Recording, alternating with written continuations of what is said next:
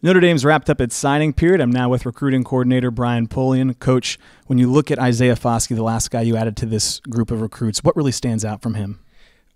His length and versatility.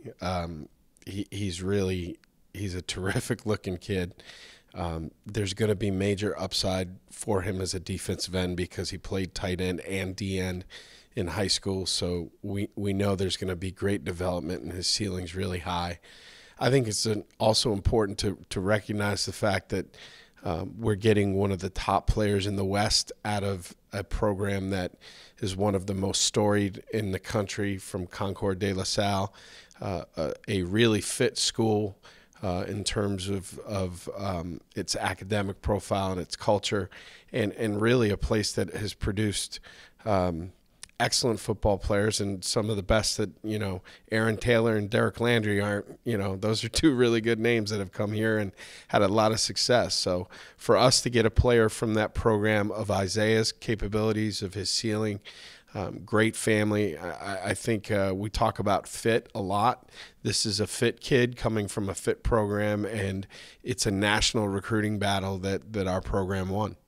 When you look at this class as a whole, now that they're all in, what really stands out from the group? I think we got longer. I mean, there was a dedicated effort to try and increase our length. I think our speed, and I think too, while we did win some high-profile national recruiting battles, which I know the fan base and the media, those are good talking points.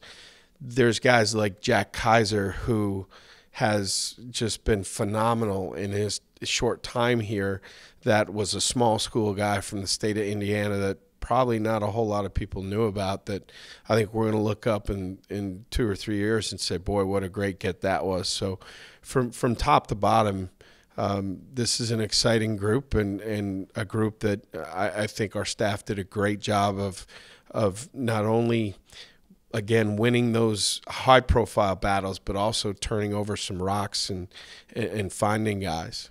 A large portion, 10 of the recruits, are here early. How valuable has it been to get 10 players in this class already on campus? It's incredibly valuable, and there was a time that personally I didn't know how I felt about guys walking away from the last 6 months of their high school experience. But there's no doubt in terms of the football, we just watched it this morning in a team run, that you've got 10 guys that should be in high school still that are going through our strength and conditioning program, and there's no denying that when we line up for spring ball and they get those practices, that when we come back in August, those guys are further along and more prepared to try and help you win. So it's a credit to Coach Kelly, to our university's administration, and frankly, it's a credit to our staff, because the mid-year guys that we have brought in have the last couple of years have done a terrific job getting acclimated both to the culture of the university, but also to the academics. And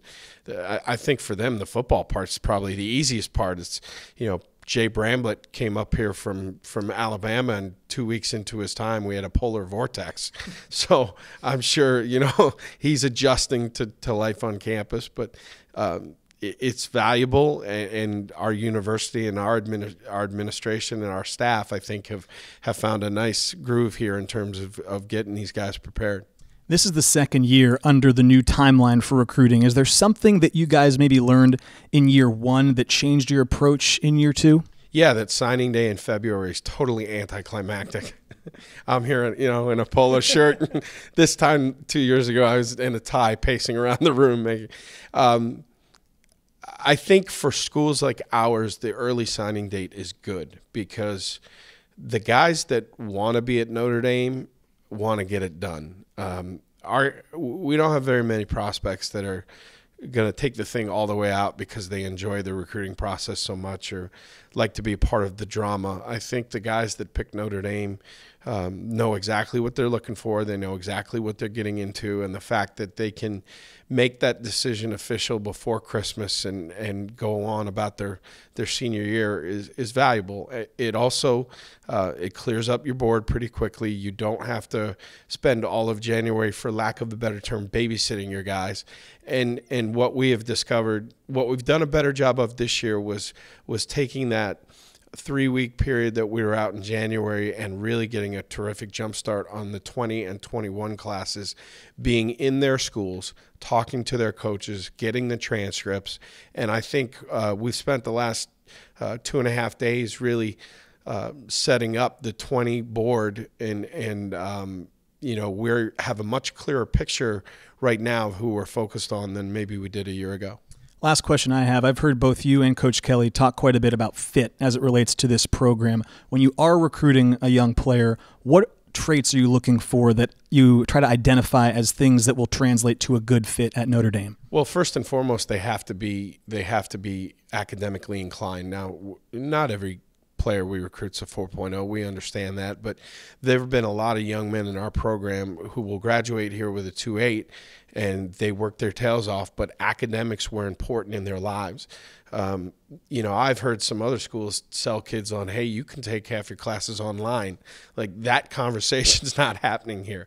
And we make sure that we're very clear about what the expectations are, but also what the rewards are going to be, and what graduating from this university is going to mean for these young men. The other part of fit is that we are a faith-based institution, and with that comes some standards and expectations, and we make sure that everybody's aware of that. And this is a different campus culture. I think Jack Swarbrick said it best when he talked about this is an other-centered university. This is we're looking for other-centered people, not self-centered, and service, and that kind of equates to being a good teammate and not being a selfish person. And I think that culture kind of permeates this whole place, which frankly makes it so fun to coach here. It makes, these are wonderful young men that we get to work with. And I think our guys recognize that, and they embrace it. And then the final part of it is this is a unique stage that we're on. I mean, there are a lot of people that are going to cheer these guys on, and the standard that we set in terms of a very simple mission in terms of graduating our players and trying to compete for a national championship. Those are our goals, and it's not real complicated. So if they embrace it and can see themselves on that journey, then they fit here. Coach, appreciate the time, and congratulations on another successful signing period. Thank you very much. We appreciate it.